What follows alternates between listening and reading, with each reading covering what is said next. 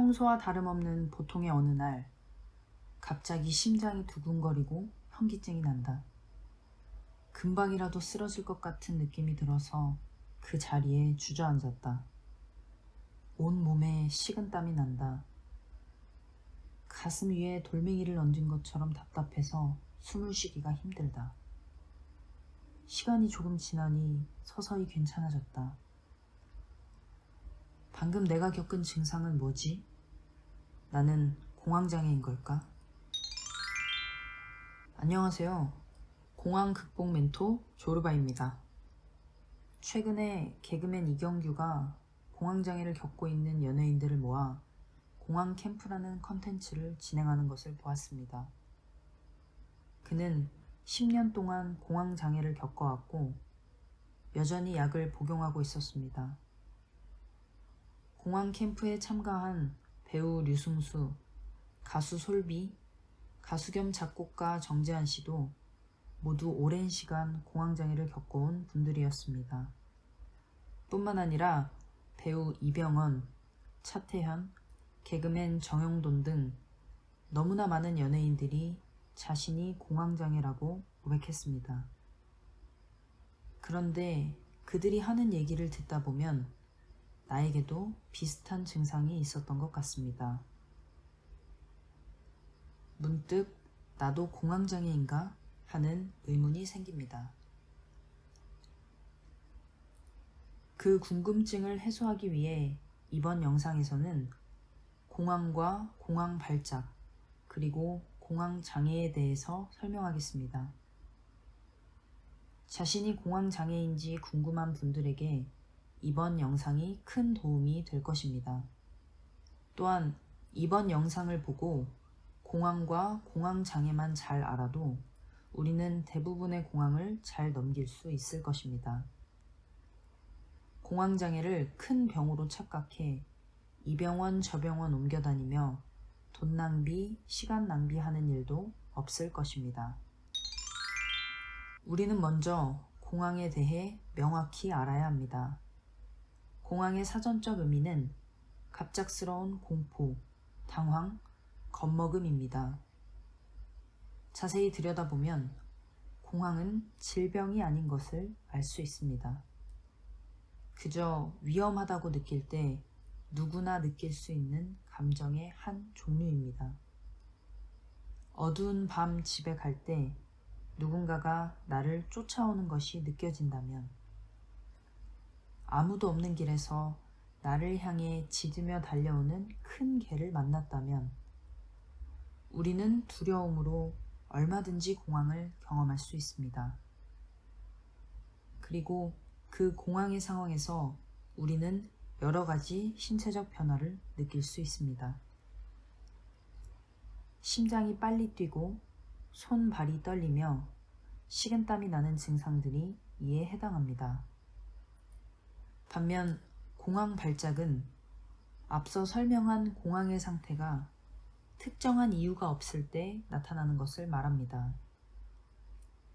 100m를 전력 질주한 뒤에 가슴이 두근거리고 호흡이 가쁜 것은 당연하지만 집에서 가만히 누워 TV를 보고 있는 상황에서 동일한 증상을 겪게 된다면 어떨까요? 너무나 두렵고 불안할 것입니다.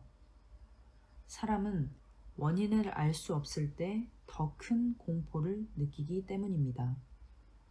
공황장애를 겪었던 저의 경험을 토대로 말씀드리자면 저는 갑자기 죽을 것 같은 두려움과 공포에 휩싸였습니다.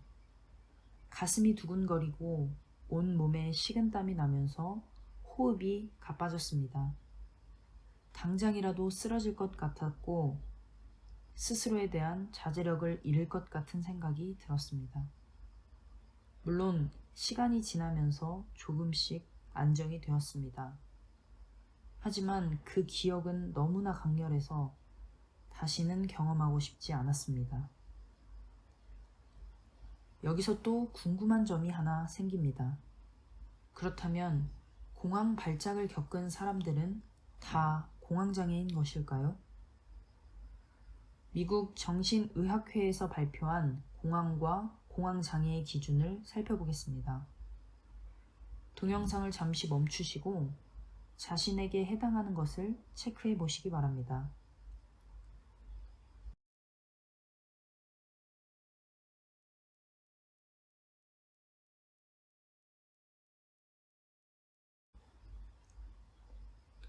다음은 공황장애 진단 기준입니다. 마찬가지로 자신에게 해당되는 것을 체크해 보시기 바랍니다.